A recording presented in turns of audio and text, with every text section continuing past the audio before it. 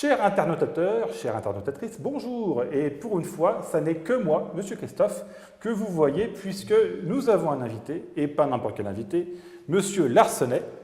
Pas n'importe lequel. Pas n'importe lequel invité. On est très content de te recevoir. C'est gentil. Pour cette interview, pour ce strip track bande dessinée, comme vous l'avez compris.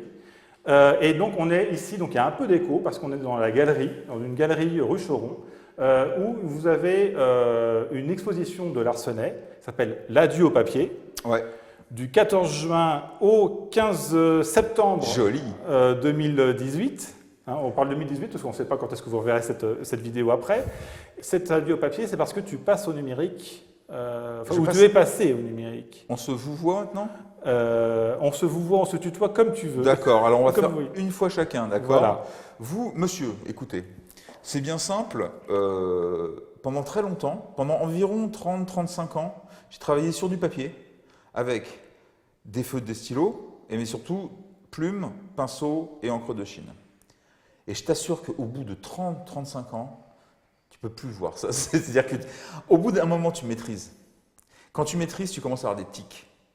Et les tics, c'est ce qui empêche de progresser. Donc, dès que je vois que je commence à être à l'aise, par exemple, qu'à un moment, je commençais vraiment à adorer le pinceau, dès que j'ai commencé à aimer ça, hop, j'ai changé de truc. Parce que quand tu te sens à l'aise, déjà, tu prends plus de risques, et ensuite, tu ne fais que ce que tu sais faire.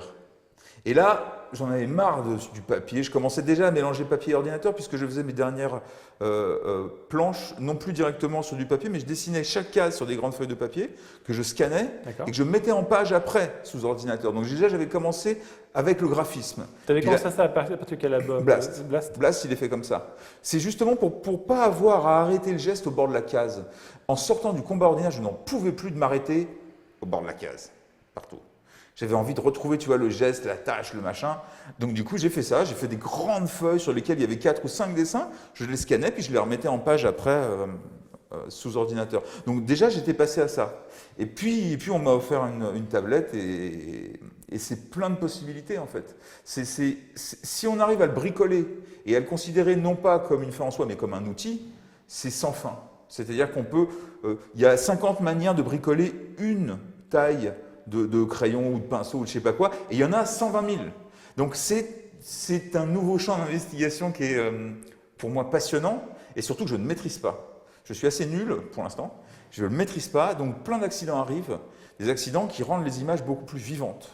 Et moi je retrouve, si tu veux, cette passion du dessin. Quand j'arrive au boulot, vraiment il faut y aller, quoi, parce qu'il y a des choses à découvrir. Alors qu'avant j'y allais un peu comme un artisan. C'est pas péjoratif quand je dis artisan, mais artisan, c'est faire le même geste pour obtenir le même résultat. Et quand on est artiste, on fait le même geste en espérant des résultats différents. Ce qui est d'ailleurs extraordinaire, c'est la définition de la folie selon, comment il s'appelle, le mathématicien Einstein. Il disait la folie, c'est faire 10 fois le même geste et penser qu'il y aura 10 fois un résultat différent. Et ben moi, je ne suis pas d'accord, c'est la définition de l'art. Si on fait 10 fois le même geste et qu'on a 10 fois le même résultat, c'est qu'on est un artisan. Et j'ai rien contre les artisans, c'est magnifique, mais moi je me fais chier rapidement à faire toujours la même chose, à faire le même geste. Sachant que tu as quand même changé de style, tu vois, on prend ton style, d'ailleurs l'exposition ici est plutôt consacrée. Alors, moi tout à l'heure j'ai utilisé, quand on parlait avant l'émission, une tête un peu gros nez, puisqu'effectivement c'est un style plus caricatural, qu'on avait connu quand on a découvert ton travail, soit dans Fluide. D'ailleurs je crois qu'il y a peut-être quelques planches de Bill Baroud, il y a quelques Bill Baroud, aussi en même temps ce que tu faisais au Rêveur de Rune avec Dallas Cowboy, Presse, etc. Et puis toute la partie d'Argo, Poisson Pilote. Ouais. Joli, tu t'en rappelles, ça fait plaisir. Bah oui, mais j'étais tous. Et c'est des gens qui s'en souviennent plus. Hein. C'est plus facile. Avec les donjons, etc. Donc là, tu étais sur un style plus caricatural graphiquement. Ouais. Et à côté, on a vu aussi d'autres travaux, donc Blast.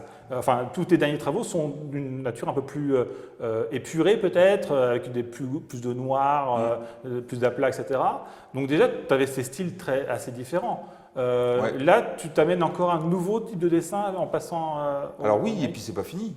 Oui. Mais le problème, j'ai commencé à Fluide. Fluide, c'était extraordinaire pour apprendre. C'était vraiment génial. C'est-à-dire que tu fais tes pages. À peine un mois plus tard, tu vois le résultat. Donc tu vois très vite là où tu as merdé, et où là tu es bon, et où tu es bon. Donc le retour est très rapide.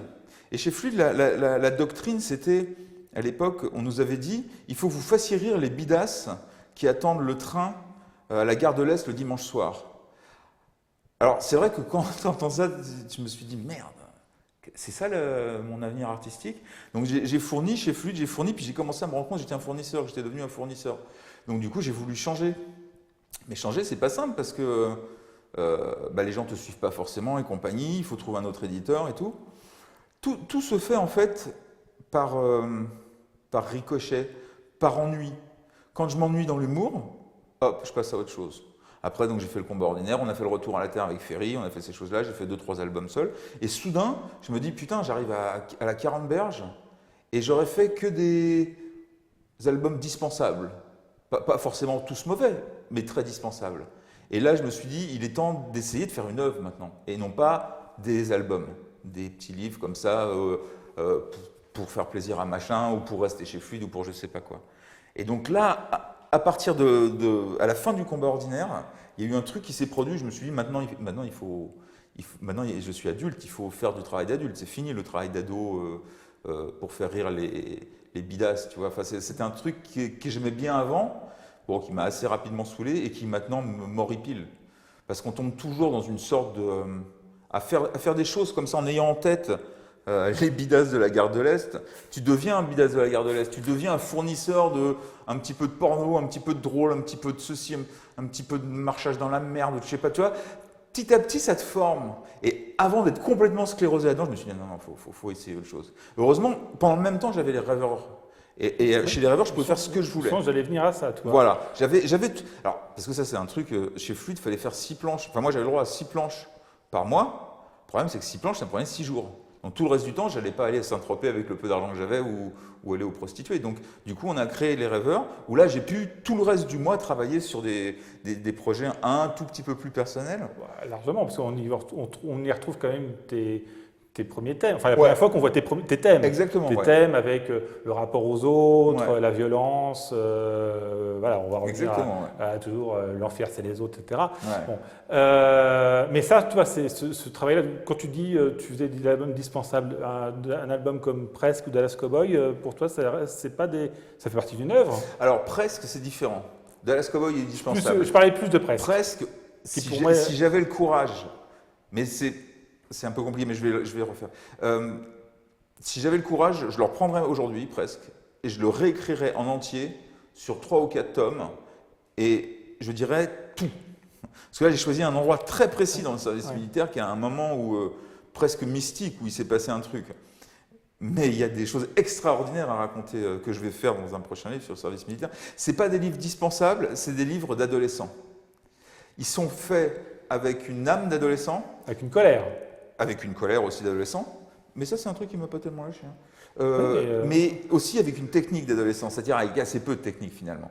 Et j'ai brûlé, dans Presque, j'ai brûlé toutes mes cartouches d'un coup. Il y avait de quoi faire 3 livres bien plus intéressants que celui-là.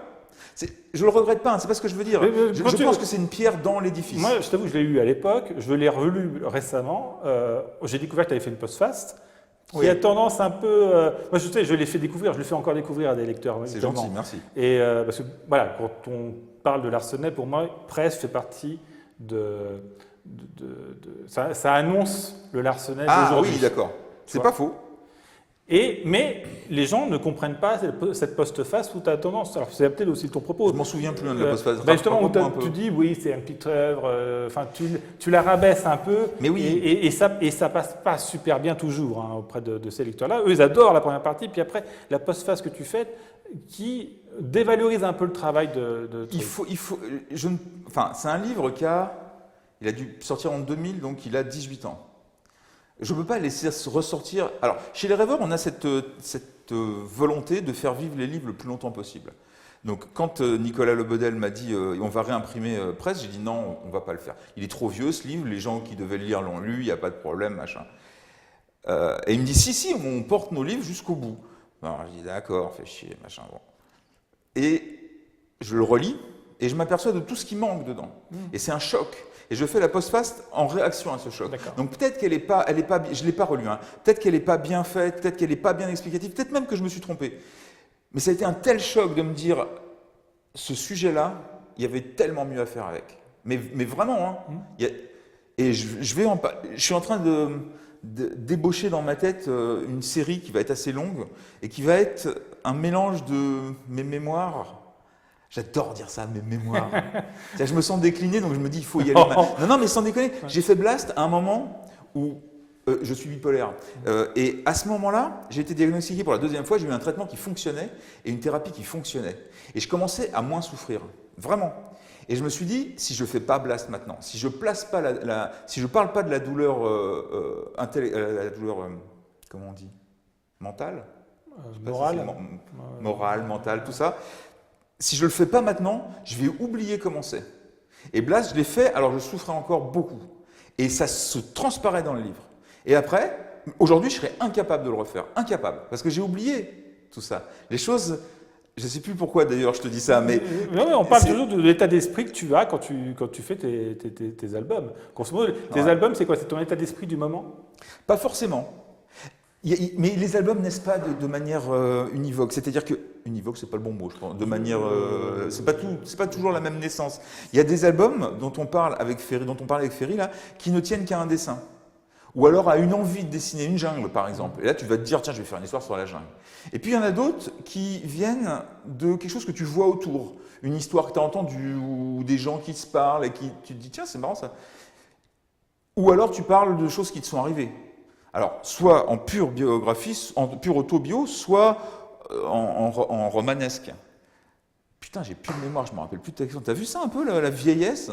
La vieillesse, voilà. Et c'est pour ça qu'il faut maintenant que je raconte les choses dont je me souviens très bien. Dans la nouvelle série dont je te parlais, là, qui va s'appeler A priori Fêlé, c'est... A priori Fêlé ou a priori elle va s'appeler Fêlé? Elle va s'appeler Fêlé, normalement, si tout va bien. Non, pas a priori Fêlé, Fêlé vraiment. Et où je pourrais raconter plein de choses. Des choses magnifiques, parce qu'évidemment... il y avait des choses magnifiques. Une fois, je me rappelle, on était avec mon groupe, on est arrivé en Bretagne pour jouer, je ne sais plus où.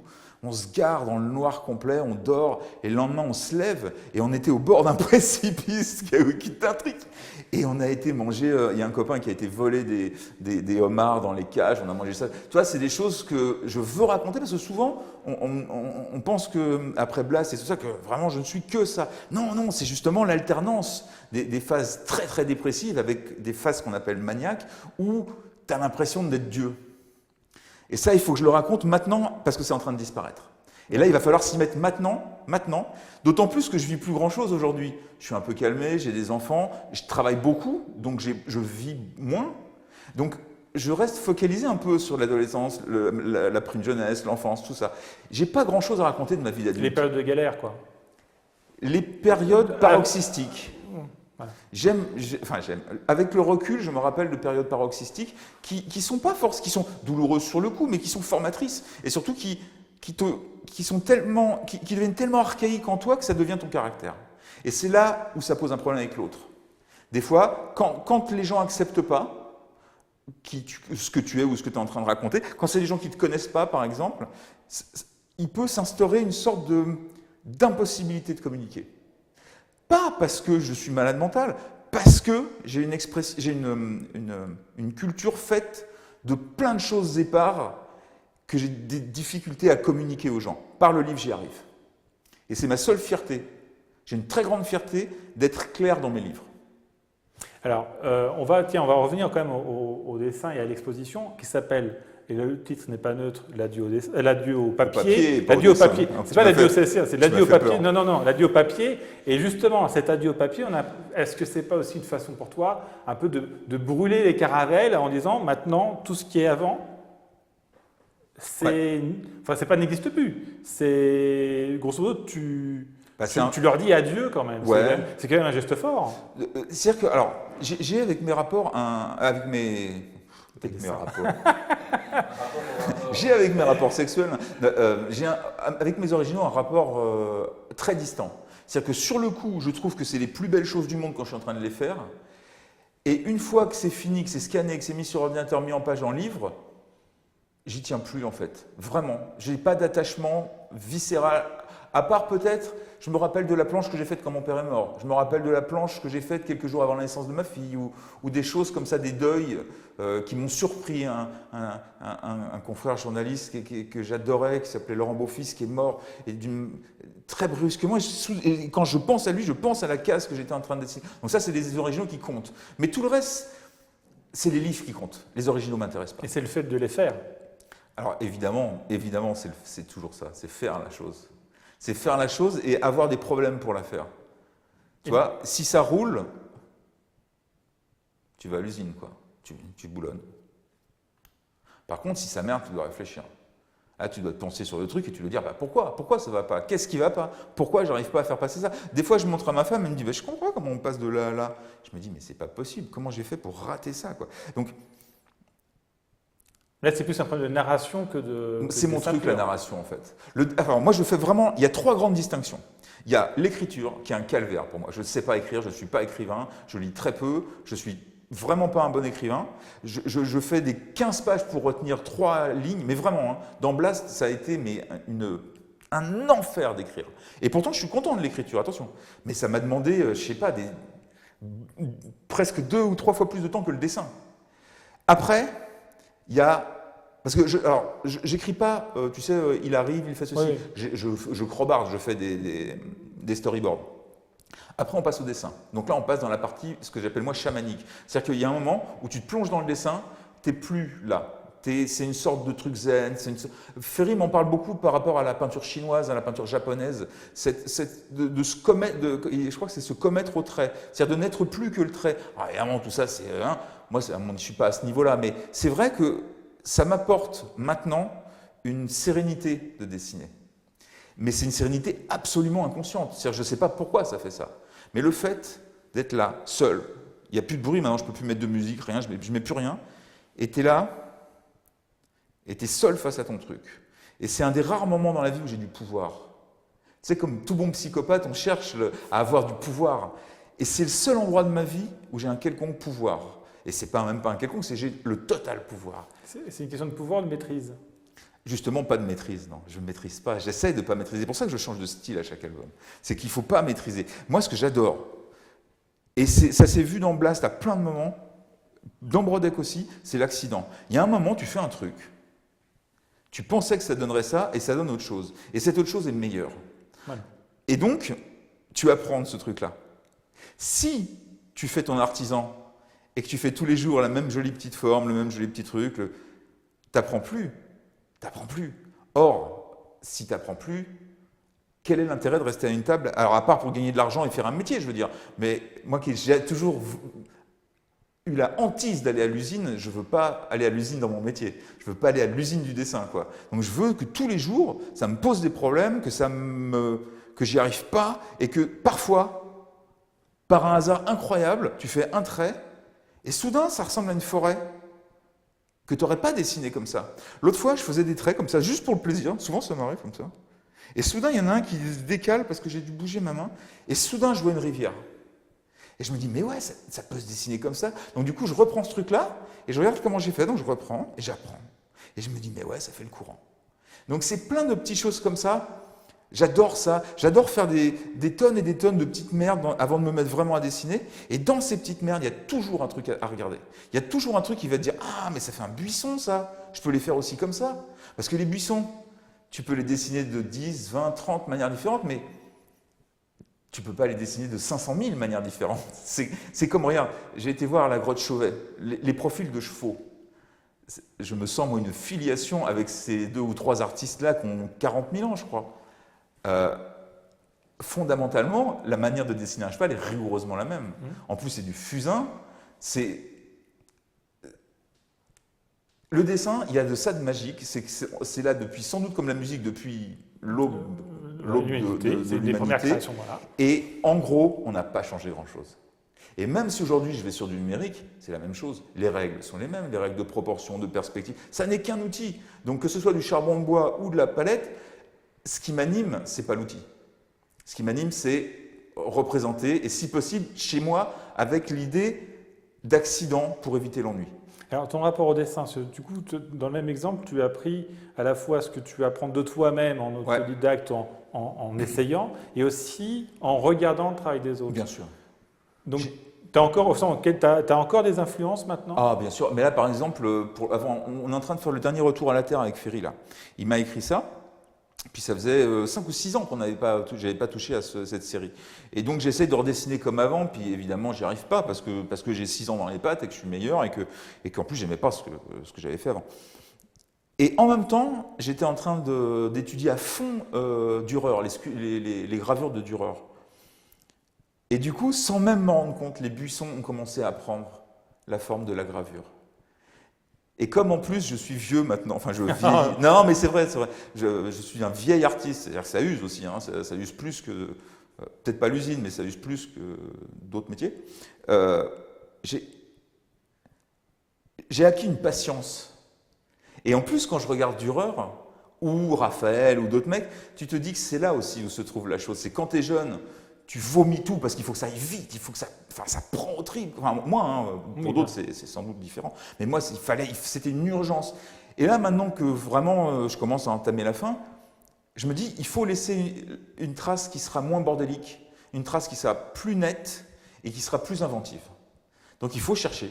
Il faut maintenant tout de suite, que je me mette à chercher les 2 ou 3 choses 2 ou 3 projets, pas plus, qui vont me permettre de passer le cap.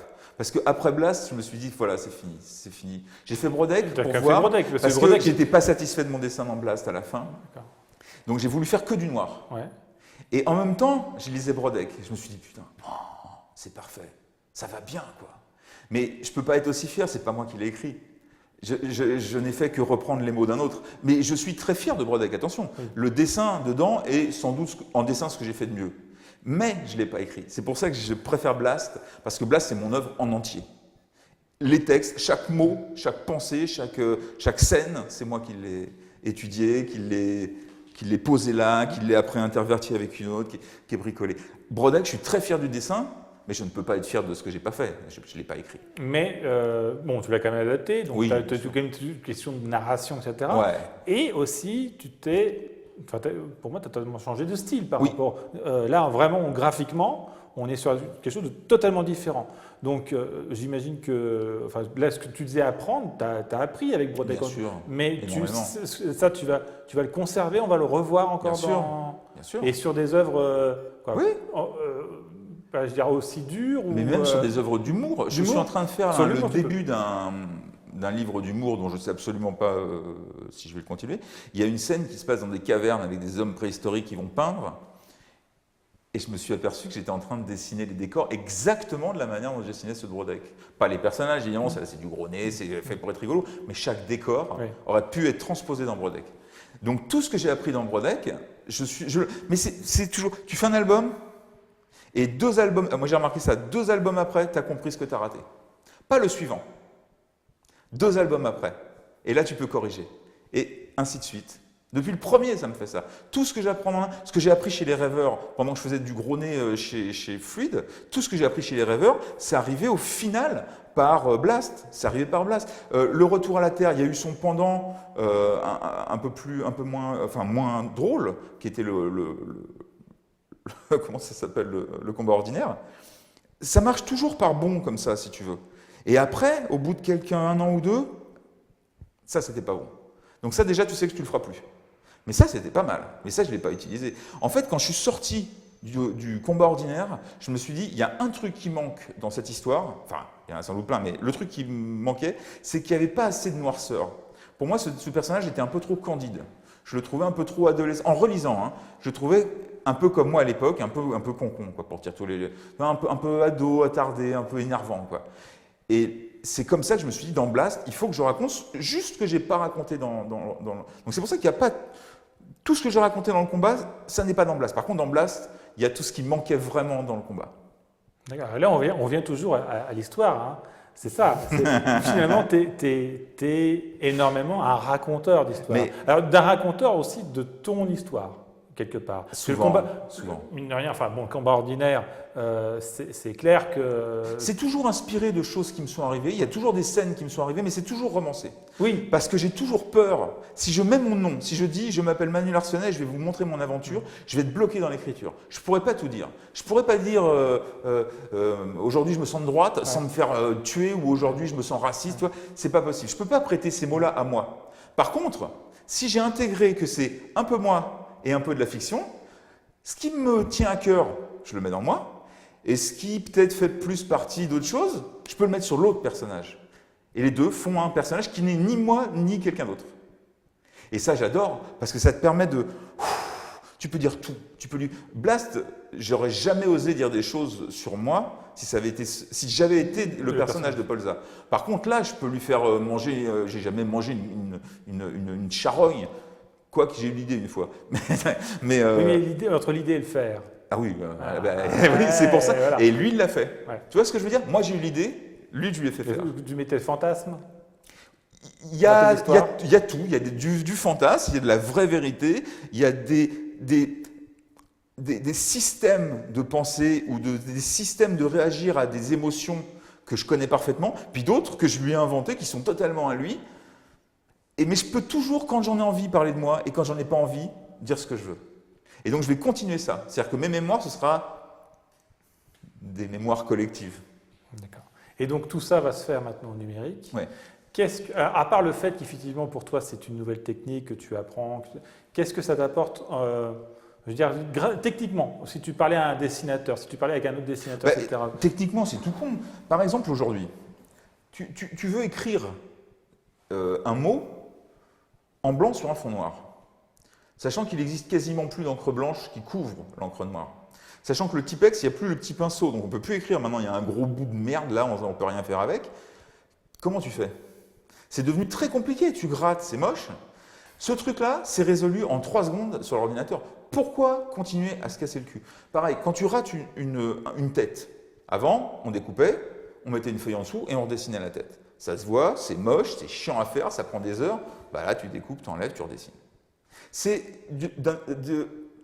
Pour tout ce qui est chiant, peut-être on ne dit pas chiant, pour tout ce qui est pénible, ou très chiant et pénible, c'est un gain magnifique de temps et d'énergie. Mais ça ne change en rien le dessin. En rien. Les perspectives sont pareilles, les règles de composition des pages sont pareilles, les dispositions des noirs sont pareilles, tout est rigoureusement pareil. Sauf qu'il n'y a pas les scories du bricolage papier qui, moi, me saoulent au possible. Un petit bout de scotch, un petit bout de colle. Et ça te permet aussi peut-être d'essayer de nouvelles choses aussi, de tester des choses. Et de garder des erreurs. Est-ce que tu es quelqu'un qui revient régulièrement sur son dessin? Alors, avant l'ordinateur, pas du tout. Jamais. Je ne supportais pas de revenir sur un dessin, ça m'énervait. Pourquoi? Parce qu'il fallait bricoler. Il fallait découper la case, il fallait l'enlever, il fallait refaire un crayonné, il fallait recoller. C'était comme l'usine. C'était comme de l'artisanat. Et là, c'est pas grave. Là, tu vires le cal, tu recommences, et voilà. C'est du dessin en permanence. T'es plus en train de bricoler, de faire du dessin, de bricoler, de faire du dessin. Tu fais du dessin. Que ça. Après, voilà, il y a plein d'autres choses qui, par exemple, de ce que moi j'ai pu ressentir, j'ai pas retrouvé la virtuosité que j'avais acquise avec un vrai pinceau, avec un vrai poil de martre, avec un beau pinceau sur un beau papier. Ça n'est pas comme ça que je prends cet outil. Je ne cherche pas à être aussi fort. Mais c'est possible. Moi, je ne crois pas. Moi, j'ai pas réussi. D'accord. Alors qu'il y a des très beaux pinceaux, très bien faits et tout, mais c'est de l'ordinateur. C'est pas pareil. J'arriverai jamais à être aussi fort. Par contre, il y a des choses qu'on ne peut pas faire, par exemple mettre de la gouache sur de l'huile, qu'on ne peut absolument pas faire dans la vraie vie, et qui là sont largement faisables. Je suis en train en ce moment de mettre du pastel sur de l'huile. C'est une hérésie totale. C'est très beau. C'est très beau. Et on ne peut pas le faire en vrai. C'est impossible. Donc il faut aller chercher dans cet outil ce qui n'était pas possible avant, ou ce qui était dur, pénible, chiant, difficile à faire. Surtout en bande dessinée, parce qu'en bande dessinée, ça me fait mal au cul de dire ça, mais c'est pas de l'art, c'est un art de répétition.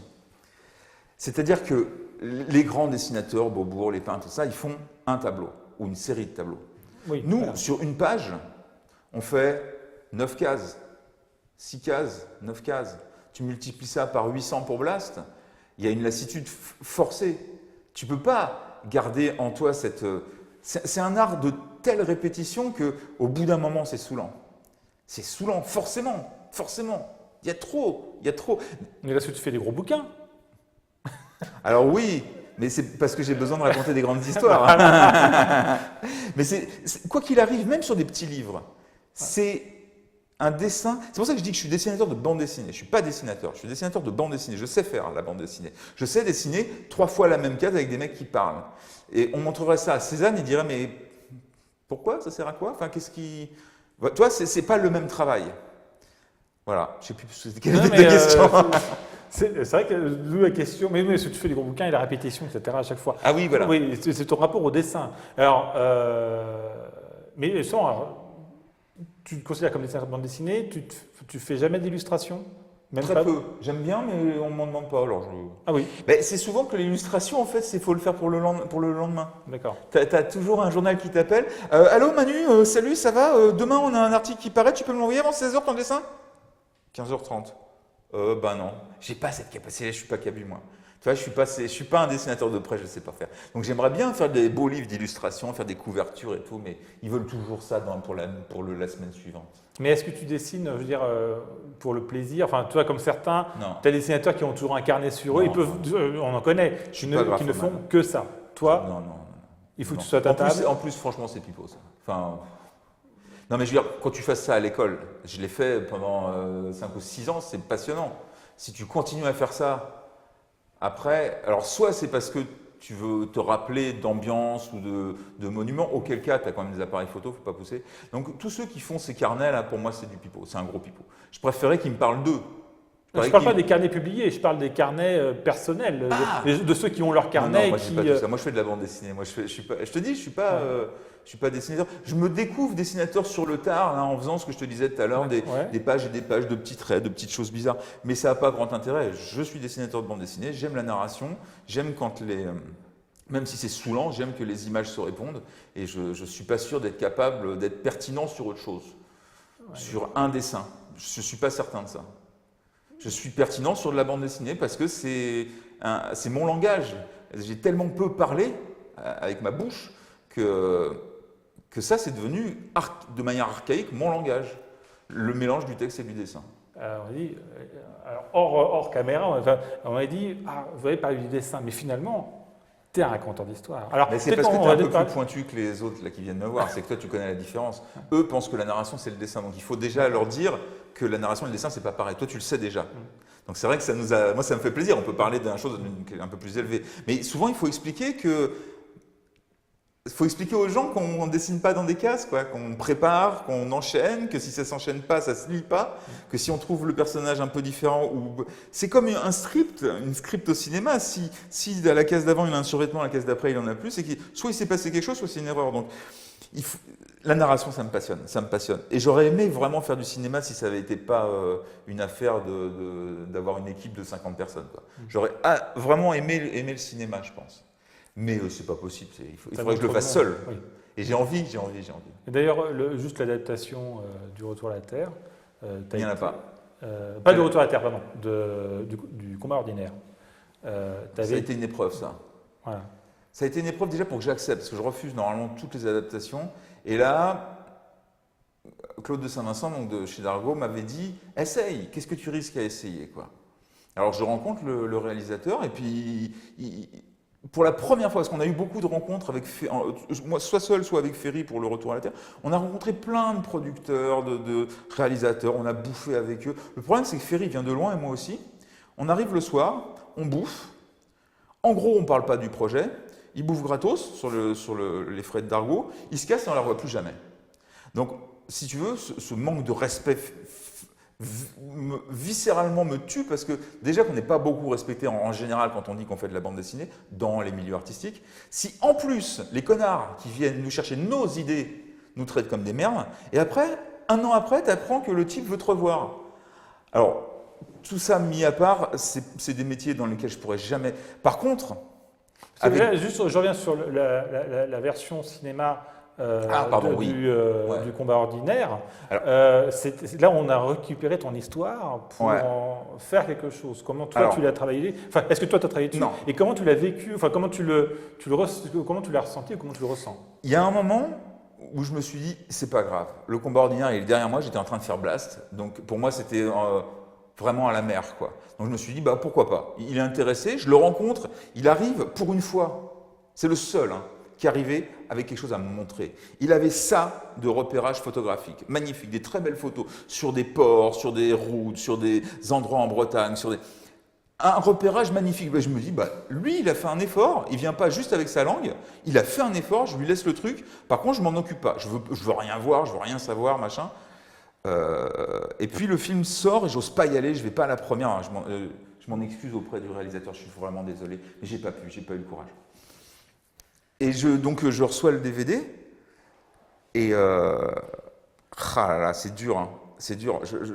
C'est pas mauvais, c'est même d'ailleurs assez bien, mais ça marche pas.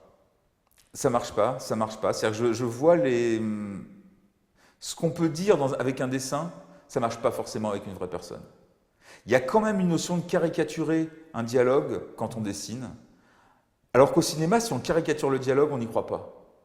Alors, il y avait l'acteur principal déjà qui moi, me révulsait. Par contre, il y a la femme, la jeune fille qui joue sa femme, elle est extraordinaire. Et le type qui joue le père est très très bien. Ces deux scènes-là, les scènes avec la femme et la fameuse scène sur la plage avec le père, là, j'ai retrouvé. D'accord. Là, j'ai retrouvé ce que je voulais faire passer. Tout le reste, c'est sans doute dû au tatouage, c'est sans doute dû à la belle coupe. Enfin, tout ça me gêne. Tout le monde est beau. Enfin, tu vois, il est beau, elle est belle. Enfin bon. C'est pas comme ça que j'entrevois les choses, quoi. Mais je veux pas taper dessus parce que c'est pas raté. C'est une adaptation, ils ont été super respectueux de ce que j'avais fait. Il y a plein de dialogues qui y sont encore, mais j'ai pas reçu d'émotion, j'ai pas reçu de. C'était pas ton livre. C'est pas ce que toi, C'était tu as un vécu. mi-chemin, quoi. Ouais. C'était un truc étrange fait à partir de mon livre. Donc je suppose que c'est ça l'adaptation. Mais comme on m'avait jamais adapté, je découvre. Ça me laisse un goût de. Un truc mitigé. Il y a des scènes que j'ai adorées, puis d'autres que j'ai pas du tout aimées. Il y a des moments quand l'acteur principal parle, je trouve que c'est un mauvais acteur, il parle, j'ai envie de lui mettre une gifle tellement j'ai l'impression que c'est un mec, que c'est faux, que tout est faux. Par contre, après, 2 secondes après, arrive la fille qui, elle, est une vraie actrice, et paf, elle t'emporte un peu pendant 5 minutes. Pareil avec le père, tu te dis, oh putain, elle est bien cette scène. Ça marche, il parle, tout ça. Puis hop, tu retombes sur un truc. Tu vois, il y a pas, pour moi, il n'y a pas le même niveau partout. Mais par contre, s'il y a une adaptation, je tiens à le préciser ici devant tous vos spectateurs, une adaptation à voir, c'est Ghost World. Ghost World d'après Daniel Klaus. Daniel Klaus. Magnifique. L'adaptation est, honnêtement, j'ai honte, je l'ai préférée au film. Ne le dites à personne. J'ai préféré au livre. J'ai préféré l'adaptation au livre. C'est une magnifique adaptation. On y retrouve l'univers de Klaus. Tu sais, cette Amérique lente, ennuyeuse, grise, lourdingue. On retrouve ça dedans. Et ça, pour rendre ça, c'est quelque chose quand même. Et adapter, c'est compliqué pour toi? Parce que du coup, tu as fait une adaptation. J'en ai fait qu'une, donc je ne sais pas si c'est compliqué. Ça n'a pas été très complexe pour moi. Parce que je suis resté aussi très près du livre. C'est-à-dire que je n'ai pas voulu, pour une première adaptation, et puis surtout pour la langue de... Oh, j'ai oublié son nom. Et là, je ne l'ai pas en tête. Claudel. Oui. Philippe Claudel. La langue de Claudel, soit je réécrivais tout, soit je réécrivais rien. Et j'ai choisi le plus facile, c'est de rien écrire. Ce qui m'a d'ailleurs permis de me focaliser sans plus de honte sur le dessin. C'est-à-dire que je suis passé en fait d'une planche par jour, en gros pour Blast, à une planche tous les 3-4 jours sur Brodeck.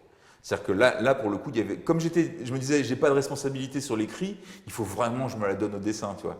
Là, je me disais, là, j'ai le temps, là, je peux, quoi. Et donc, j'ai vraiment quadruplé, quintuplé le temps de travail sur Brodeck, et ça m'est resté depuis.